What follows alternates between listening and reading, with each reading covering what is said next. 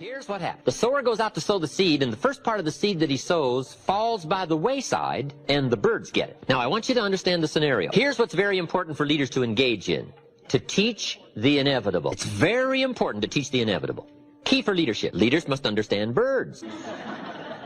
Why? Birds are going to get part of the seed. It's called inevitable. And if you don't teach inevitability, people will be all upset. They won't know what to expect. We must all be prepared for what we call eventualities, the inevitable. So here's part of the scenario. The sower goes out to sow the seed, and the birds get some. He sows some more seed, and the birds get it. Now, this is a typical story of life. Is that fairly typical? Fairly typical. The birds are going to get some of the seed. Some of you building an organization, right? You're out recruiting. Say, John, I've got an important story for you to listen to.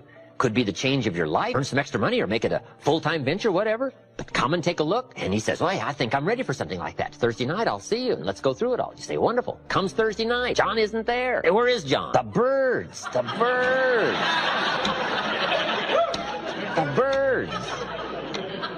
Who knows what form they come in? I don't know. It's called the inevitable. The inevitable. His brother-in-law said, sales? You're not going to get mixed up in sales. Who told you you were a sales? All kinds of stuff that talk people out of a good idea. I don't know. Now, when the birds get some of the seed, you got one of a couple of choices. Number one, you can chase bird. You say, well, I'll go straighten this out. Well, here's the problem if you go try chasing birds to straighten things out. You have now left the field. And the law of averages isn't going to work for you anymore till you get back to the field. This is so important to know. What to spend your time on and what not to waste your time on. There's two ways to have the tallest building in town. One is tear all the other buildings down. Right? Now yours is the tallest, but we call that the hardest of tasks. Right? You might get the first one down, right? The guy's gone. You got his building down. Next one, right? Maybe not be that difficult, but about the third building you start for, a guy's standing out in front, and he says, I've heard about you. Formidable, right? Now you got some problems because you're not known as a builder. You're known as a wrecker, a destroyer. You put everything down to try to make you look good. We call that massive errors in judgment. Best thing to do is to spend your energy and time on the things that count and understand the law of average, okay? And not chase the birds, but to stay in the field. Here's what it said the wise man did. He ignored the birds, and he kept on sowing. Why? He was so bright, he understood the law of average. Now, here was some more of his experiences. Now he keeps on sowing the seed. Now the seed falls on rocky ground, and the soil was shallow. We call this inevitable. I don't know how to miss this. This is called the stuff of life. It's so important to understand the seasons and the stuff of life and the ratios and the inevitables. This is so important, especially as a leader, so that you can help people through understanding how it is. This is called one of those things. And it said this time the seed takes root and the little plant starts to grow, but the soil is so shallow that the first hot day, the little plants wither and die. You say, wow, what a disappointment. Well, sure, you're going to be disappointed. Some people are going to try so little, even if you've got a good idea. 30 days later, you say, we had this meeting, John wasn't here. So where is John? I said, I don't know. You say, well, I thought sure John had last 30 days. But he didn't. Why? It's called inevitable. Right? And who knows the reason why? John isn't here anymore. Somebody said, boo. And he quit. He quit. First hot day. Now, you're going to be disappointed, especially if it's somebody you like, somebody you know. But here's what you must learn to do as a leader. Discipline your disappointment. This is part of the challenge of life, disciplining the disappointment, understanding the law of averages. Now, here's what it said the wise man did. He kept on sowing. How brilliant. He was so well schooled in the law of average. Now he keeps on sowing, and this time the seed falls on thorny ground. You say, well, how much of this ground can you get? Well, just hang on. It's not the end of the story. Now, this time he sows the seed, it falls on thorny ground, and the little plant starts to grow, but the thorns choke it to death, and it dies. Wow! What's this called? The inevitable. Do you know what the story called the thorns? The cares of life, little cares. Who knows the excuses some people use for not pushing on through and getting the job done? It's called inevitable. Some people are going to try so little. They're going to let other things crowd out the good opportunities.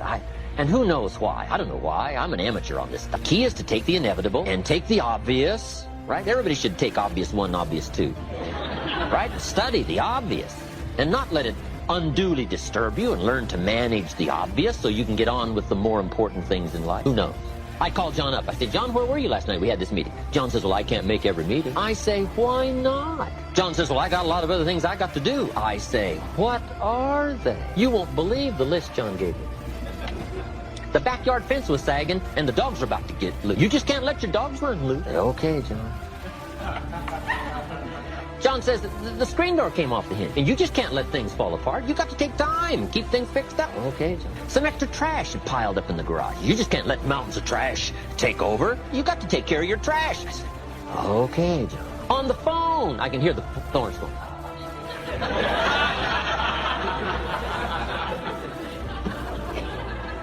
Some people have the incredible ability to major in minor things. I don't know why. We call this inevitable. We call it a mystery. It's part of the scenario of life. I'm driving through the little community. John's out there mowing his lawn. He's cussing the weeds, and he's red in the face, and he's about to explode. I said, John, what are you doing? He says, what does it look like I'm doing? I'm mowing this lousy lawn. I said, John, there's all kinds of little neighborhood boys around here. Mow your lawn. He says, they want $5. I'll mow it myself. I'll mow it myself. Okay, John. Okay. Number one, there should be a law against cheating some little neighborhood boy out of $5.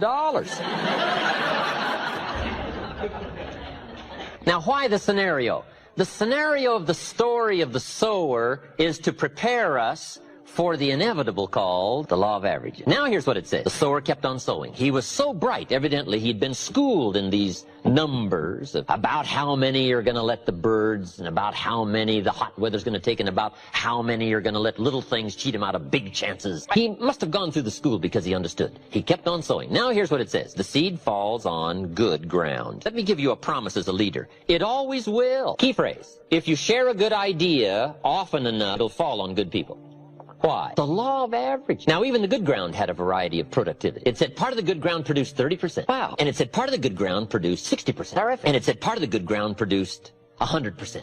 What's that called? The law of average. That's the way it is. It's called one of those things. Now, can you find some 100%ers? The answer is yes, but you got to go through the bird and the hot weather and the thorns and care, and you've got to find some way to use the 30%ers and the 60%. And if you become entrusted as a skillful leader and learn the law of averages and learn how to deal with all this, you'll have some 100%ers to deal with, to work with. Or whether it's church or whether it's sports, doesn't matter what it is. If you want to find good people, here's part of the challenge in finding a successful team of people. Jesus had the same purpose, right? And you can't hit them all. Jesus says, I'll take you. And that was Judas. I mean, you can't hit them all. Anyway, to put together a good team, I've got a checklist for you. It's got 4 parts to it. Here's number 1, history. Not a bad idea to check history. Somebody's qualifications to do the job, just take a look. We can't go into too much detail on any one of these, but let me just give you the list. Number 2, check interest. If somebody's interested, they're probably a good prospect. Now, sometimes people can fake their interest, but if you've been a leader for a while, you can be a pretty good judge of whether or not somebody is faking you out on what we call true interest. And you just have to have some face-to-face conversation just to check out to the best of your ability. You won't hit it every time, but you can get pretty good at checking what we call true interest. A group came to Jesus one day and said, we wish to be disciples. He said, gentlemen, you've put your story on the wrong man. They said, wow. He said, unfortunately, I can read your heart. They said, oh, they didn't want to be disciples. They had all kinds of trickery in mind. But he picked up on it right away. And he wasn't faked out by the we wish to be. Now, you might not get quite this good at reading hearts, but I'm telling you, you can get pretty good as a leader in judging somebody's what we call true interest. Here's the 3rd part of the checklist. Check response. Response tells you a lot about someone's integrity and character and skill. If someone says you have to get there how early?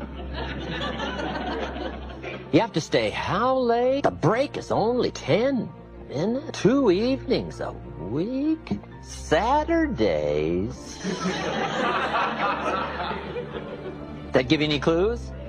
These are called clues, right? Don't go past these clues. Clues on what we call response. A person's response quickly illustrates their philosophy. We only respond based on what we know, and our attitude and philosophy is so bound up, and we might, be clever for a while, but pretty soon response is going to come truly from our philosophy. And if there's any great errors there in philosophy and attitude, here's one of the places where it shows up in response. And here's the last piece of the checklist in putting together a good team. Check results. Finally, the name of the game is results. How else are we going to judge? That's the final judge.